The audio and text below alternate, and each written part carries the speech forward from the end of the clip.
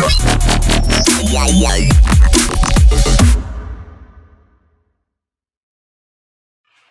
guys, my name is Leah Spurlock and I am super excited to get to lead you in worship today. Let's go.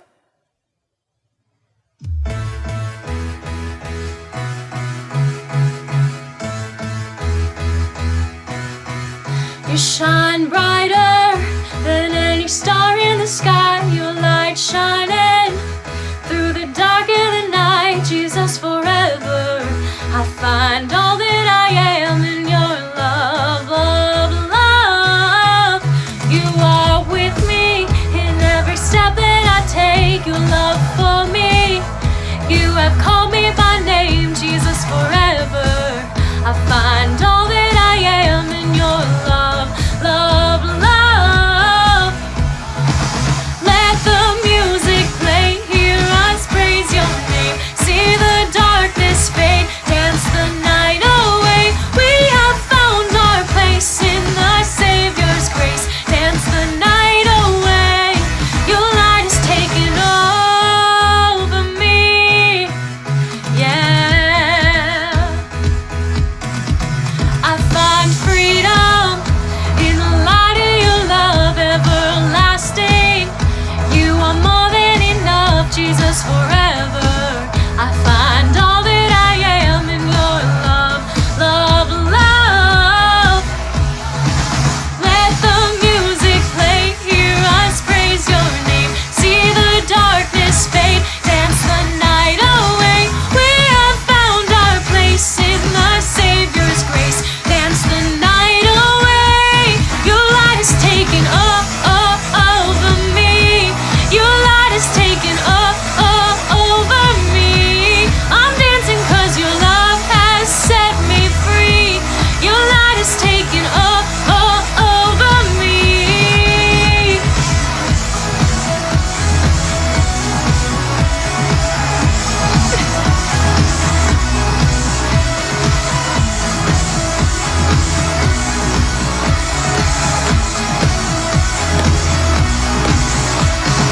All of my heart and soul, to you alone. You are the one I want now, forever. All of my heart is yours, forevermore. You are the one I want now, forever. All of my heart and soul, to you alone. You are the one I want now, forever. All of my heart is yours, forevermore. You are the one I want. Let the music play, hear us praise your name. See the darkness fade, dance the night away. We have found our place in the Savior's grace. Dance the night away. Your light is taking over me. Your light is taking over me. I'm dancing 'cause your love has set me free. Your light is taking over me. Yeah.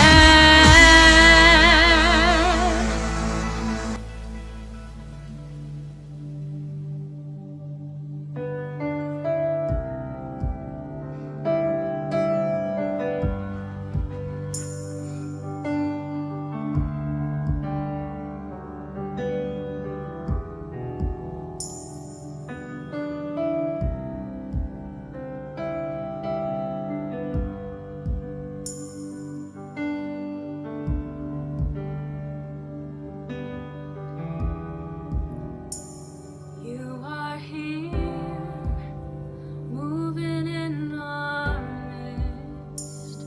I worship you. I worship you. You are here, working in this place. I worship you. I worship you. You are here, moving in our midst. I worship you. I worship you. You are here, working in this place. I worship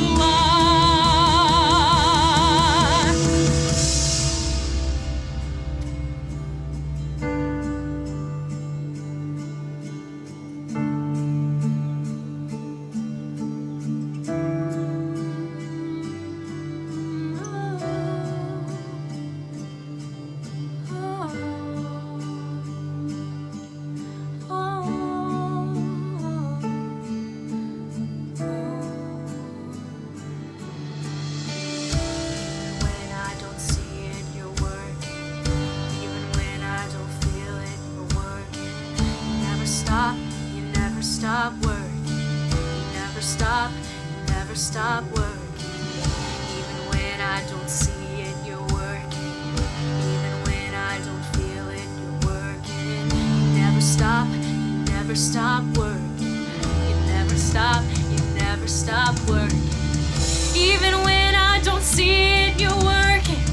Even when I don't feel it, you're working. You never stop working.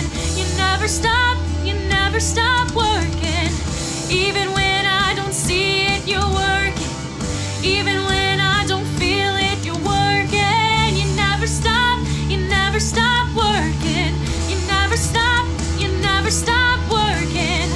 Waymaker, miracle worker, promise keeper, light in the darkness, my God, that is who you are.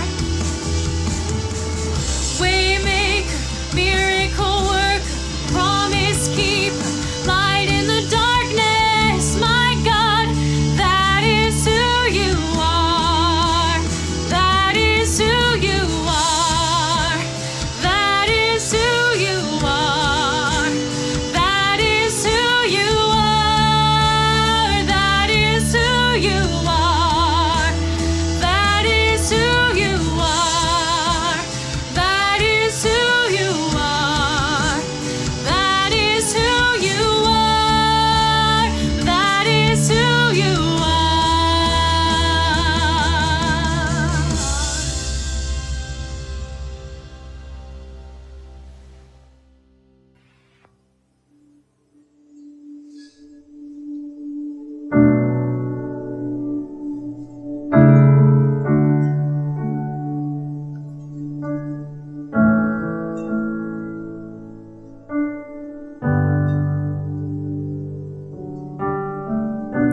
You call me out upon the waters, the great unknown, where feet may fail, and there I find you in the mystery, in oceans deep. My faith will stand, and I will call upon your name, and keep my eyes above the waves. When oceans rise, my soul will rest in your embrace, for I am yours, and you are mine.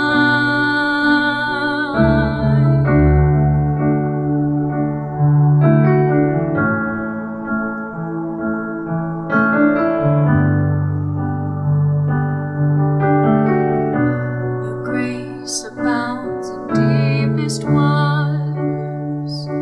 Your sovereign hand will be my guide. Where feet may fail and fear surrounds me, you've never failed, and you won't start now. So I will call upon your name, and keep my eyes above the waves. When oceans rise, my soul will rest in your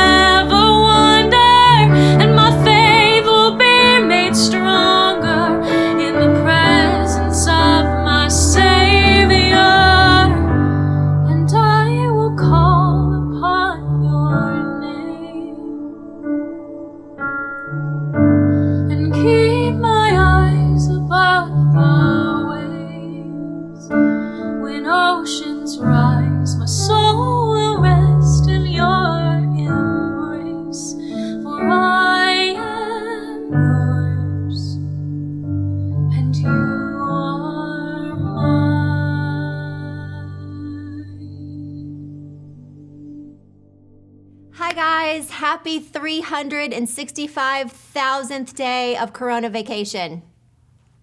Okay, I know it hasn't been that long, but it seems like it's been that long since I've seen you. I can't wait to get back to Merge and see you guys, and I hope you all are doing very, very well. I'm so honored to be here with you tonight to give you the word, and let's just get right to it. I will be in Revelation 3, verses 15 through 20, if you want to get there. It's Jesus speaking, and he says, I know all the things you do, that you are neither hot nor cold. I wish that you were one or the other. But since you are like lukewarm water, neither hot nor cold, I will spit you out of my mouth. You say, I am rich, I have everything I want, I don't need a thing. And you don't realize that you are wretched and miserable and poor and blind and naked. So I advise you to buy gold from me, gold that has been purified by fire, then you will be rich. Also buy white garments from me, so you will not be ashamed by your nakedness, and ointment for your eyes, so you will be able to see. I correct and discipline everyone that I love. So be diligent and turn from your indifference. Verse 20, look, I stand at the door and knock. If you hear my voice and open the door, I will come in, and we will share a meal together as friends. What do we know about Laodicea and the church that Jesus is talking to in this passage? Number one, they were known for their terrible water source. By the time the water got to the city, it was lukewarm. It was not hot enough to bathe with. It was not cold enough to drink. It was disgusting. It had sediment in it, and it just was not fit to do anything with. Number two, Laodicea was an early center for Christianity, but Jesus obviously wasn't pleased with them. The faith of the Laodicean church was lacking at best, and he uses the condition of their water to illustrate how he viewed their faith. Lukewarm, useless, disgusting. They were indifferent and definitely not passionate about Jesus or his movement. The Laodicean people thought that they had it all together because they were successful. They were traders and bankers and very, very wealthy. They knew who God was and probably thought they were followers of Christ. But Jesus says in verse 17, they didn't realize that they were wretched and miserable and poor and blind and naked. Can we agree that those attributes when describing our faith are not good? They were neither hot nor cold in their faith. They were James 1, 6 through 7 Christians. They believed in God enough to recognize him, but they were divided in their loyalty. James says, these people are as unsettled as a wave of the sea that is blown and tossed by the wind. Such people should not expect to receive anything from the Lord. Their loyalty is divided between God and the world, and they are unstable in everything that they do. God wanted the Laodicean people. He wanted all of their hearts, but they put their trust and stability in their wealth and their successes, and they treated God as a byproduct. They were totally indifferent and unaffected by him. Number three, God loved them. He says he loves the people. He loves and corrects everyone that he loves. He corrects and disciplines everyone that he loves. Sorry. And he loved the Laodicean people, and he was disciplining them in an effort to bring them back to him. The similarities to the Laodicean church and the American church today, I think, are remarkable. Don't we depend on our wealth and successes to feel like we are good with him? Don't we give God a small place in our daily lives to check the box? When we are comfortable, don't we forget about God until chaos or calamity rules our daily lives? And then hopefully we run to him? Thank God that he loves us enough to discipline us and correct us, to point out what we need to work on. And he will use whatever circumstance he can to get our attention. He loves us enough to discipline us. Discipline, a lot of times, the word discipline has a negative connotation to it. But I don't think so in this case. Discipline means to teach, to show, and to explain how to do something. And he loves us enough to point out what we need to do better. And we all need to do better in our walk with Jesus. We need to realize who he is. We have become just like the Laodicean church, indifferent. He's just another nice guy. He's just another person we try to manipulate. Every time that I read these verses, I remember the first time I read this verse, the word indifferent came just through the word to me. What's the definition of indifference? It means having no particular interest or sympathy, unconcerned, neither good nor bad, just mediocre. Jesus says in verse 19, be diligent and turn from your indifference. What he is saying is turn from your mediocrity. Turn from your lack of interest in me. Turn from your lukewarm, lackluster, unexceptional run-of-the-mill faith. Jesus goes on to say, look, and he's got an exclamation point. So he's like, hey, this is important. Listen to me. I stand. Imagine that. Jesus standing at the door of your heart, and he's knocking. He says, I stand at the door and knock. I stand at the door and knock. Knocking means he's asking for permission for you to open the door of your heart. He will never force his way in. He will never make you follow him. He wants it to be your choice, and you have full free will to do that. He waits for you to open the door. He goes on to say, if you hear my voice, how do we hear his voice?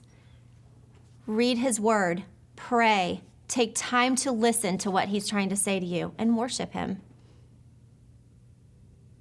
He goes on to say, if you hear my voice and open the door, I will come in and we will share a meal together as friends. Remember those days, sharing meals together as friends? I think that is one of the things I'm going to just enjoy the most when this whole thing is over, when the bans are lifted. In Jesus' day, sharing meals as friends was a very important thing. Jesus looked at it as entering into a covenant with that person. Meals took time. It was a big deal to share a meal with him. Jesus shared many meals with people over the course of his ministry, and these meals were life-changing to the people who had this opportunity. Again, meals took time. Meals took care, intentionality. It took a long time to make the meal. Meals with Jesus were a time for people to stop and connect with him, to slow down and take the opportunity for him to speak into their lives. I wonder how we would sit at a table with Jesus. Would we put down our phone and be intentional, or would we sit there, as so many of us do at dinner with our friends, scrolling and indifferent to what the conversation around us is? Do we stop, look, and listen to what he is saying to us today? Do we know his voice? That's what most of us, and I'm the number one culprit, lack in our pursuit of Jesus. The discipline to stop, look, and listen to who or what is at the door knocking at our hearts. Something always is, you guys. If we are indifferent to our faith and to our God, we won't pay attention to what we are letting through the door of our hearts. Lust, greed, temptations, you name it, are always knocking at the door, but so is Jesus. Will we mindlessly open the door to the lust, greed, and temptations, or whatever it is for you? Or will we be watchful and mindful and not lazy and pay attention to the extraordinary Lord who loves us enough to stand firm and continue knocking for us to let him in? Yes, he is nice. He is love. He is grace and mercy. Yet he is the creator. He created you. He created you perfectly. He is all-knowing, all-powerful, and the ruler of everything. And he deserves more than a 2-second wave that we give him every day. in this time and in every day of our lives. Jesus wants us to seek him so we know his voice when he is at our door.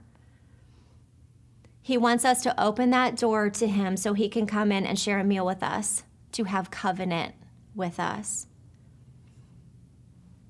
He wants us to know who he is and what he wants for us. He wants us to be intentional with our time with him, to be hot water, passionate in our pursuit of him, to commit to finding and hoping in the riches that only he can provide for us. He is standing at the door knocking. Will you let him in? Thanks, guys. I love you.